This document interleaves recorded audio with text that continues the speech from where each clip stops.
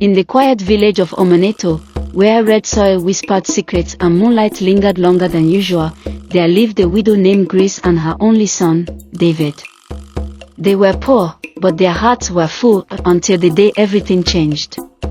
Grace owned a single goat named Nkem. It wasn't just any goat. It had been gifted to her late husband by the village priest and was said to bring fortune.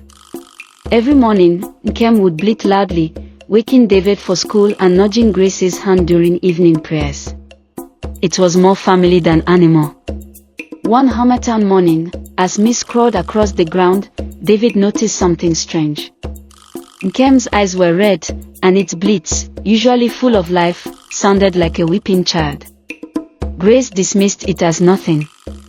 But when David returned from the stream that evening, he found the goat lying still in the compound, its white fur stained with something dark and red. It wasn't blood from a wound, it came from the goat's eyes. Terrified, David screamed. Villagers gathered. Old Mama Ebuka crossed herself. "It is an omen," she whispered. "Goats do not cry blood unless the spirits are angry." Grace buried Nkem behind their hut and sprinkled salt and ashes, just like her grandmother once taught her. But the nights grew colder, and strange things began to happen. At midnight, the sound of a goat crying would echo across the compound, even though Nkem was dead. Pots cracked without reason. Grace's yam tubers rotted overnight. And David, once full of life, began waking with scratches on his legs and tears in his eyes. One night, desperate and trembling, Grace went to the old shrine at the edge of the forest. The priest, a man with chalk-lined eyes, listened in silence. He finally spoke.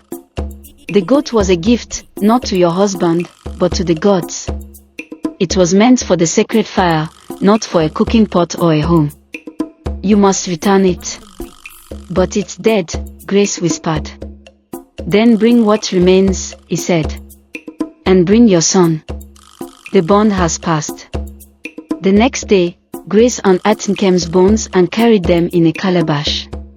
At the shrine, the priest poured palm oil and chanted. David stood by, silent and pale. Suddenly, the air shifted. A cry, half human, half animal, pierced the forest. The calabash burst. Smoke rose. The priest fell to his knees. "It is done," he gasped. That night, David slept peacefully. No more cries. No more blood. But behind their hut, where the goat once lay, a patch of red earth never turned brown again. Moral lesson: do not hold on to gifts that belong to the spirits. What is sacred must remain sacred, or the price will be paid in tears, in blood, or in what we love the most.